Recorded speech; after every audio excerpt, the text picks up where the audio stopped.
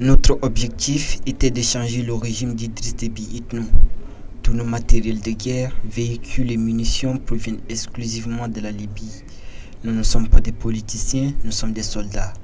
Beaucoup de nos hommes sont morts et il y en a qui sont en fuite.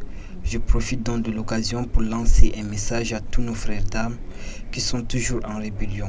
L'État tchadien est disposé à les accorder leurs droits qui reviennent au pays. Nous voulons juste la démocratie pour le peuple tchadien.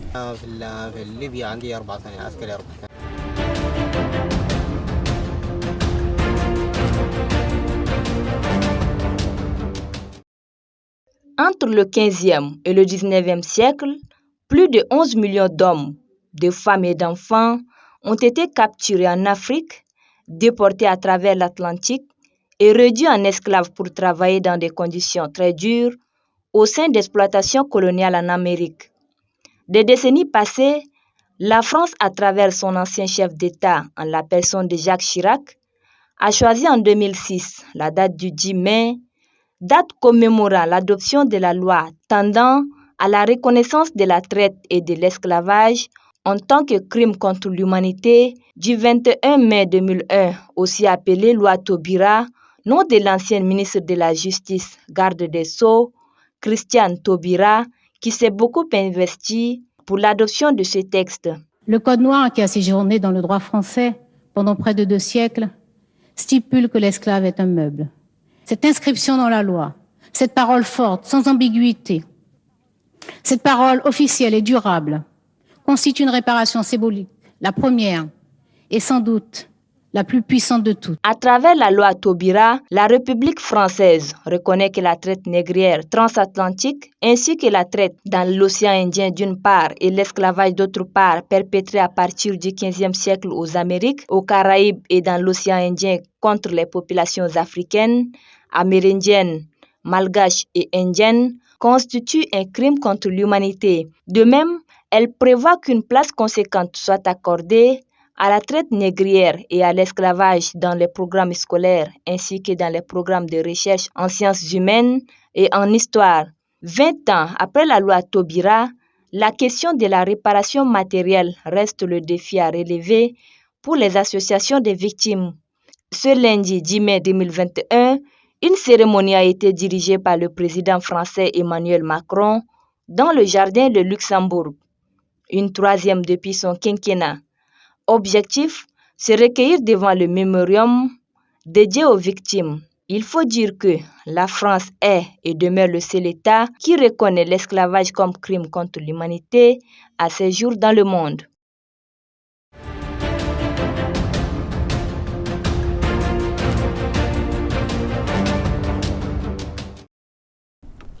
À quelques jours de la fête de l'Aïd al-Fitr ou la fin du mois béni de Ramadan, les fidèles musulmans s'activent à fêter avec faste. Comme ici au marché central de la ville de N'Djamena, les couturiers exécutent sans relâchement leurs tâches. Ali Mahamad travaille dans cet atelier depuis 2 ans et capitalise d'expérience de quoi le rendre confiant. Bon, on organise, ça dépend du client. Parce qu'il y avait certains clients qui viennent de retard, qui retardent d'abord les avis. Bon, dès qu'il sera là, ça nous empêche pas. Ça dépend aussi du modèle. S'il s'agit seulement du col, là je fais au moins 8 par jour. S'il s'agit seulement des simples, là, au moins 9. D'ici 6h à 19h comme ça. Par rapport au prix, simple c'est à 6 000 francs. Et avec broderie c'est à 10 000. Dans ce quartier réservé exclusivement aux tailleurs, où est installé des centaines de machines à coudre, l'exécution de leurs tâches se fait avec quelques difficultés. Du courant, oui, l'utilisation du courant, bon, surtout cette mois-ci, on avait trop d'utilisation du courant. Actuellement, nous on travaille d'abord avec le groupe, tu vois. On met au moins 6 000 francs par jour pour l'essence, il n'y a même pas la lumière. C'est ça qui nous empêche souvent de beaucoup travailler. Si c'est avec le groupe, on ne peut pas travailler comme avec le courant. Moins d'une semaine de cette fête, l'ambiance dans les marchés est bon enfant. Certains clients se méfient de la bonne foi de certains couturiers pendant cette période. J'ai acheté mes habits, tissus, je les mets en tailleur, mais le problème est que tous les tailleurs ne sont pas fidèles. Il y a certains tailleurs qui respectent les rendez-vous et le reste, quand ils veulent de l'argent seulement, comme vous voyez, il accumule tous les habits Et puis finalement, il y a certains qui ne fêtent même pas avec leurs habits. La fête de l'Aïd al-Fitr al-Mubarak est attendue durant quelques jours selon le calendrier islamique.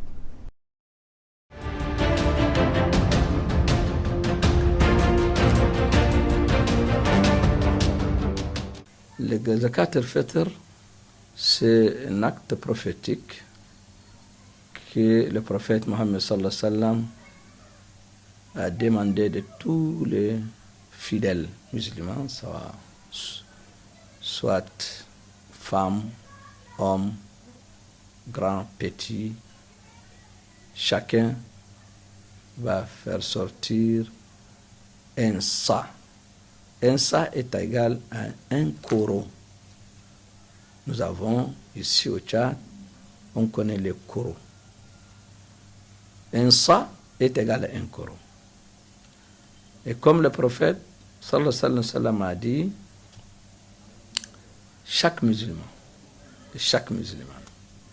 doit faire l'aumône de Zakat al-Fitr.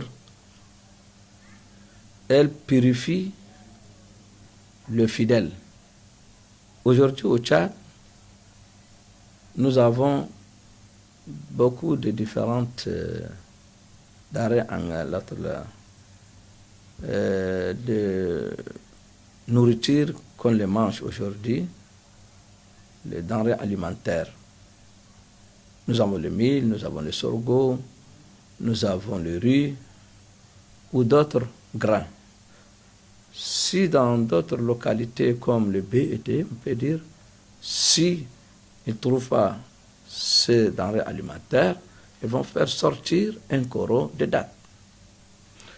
Et pour les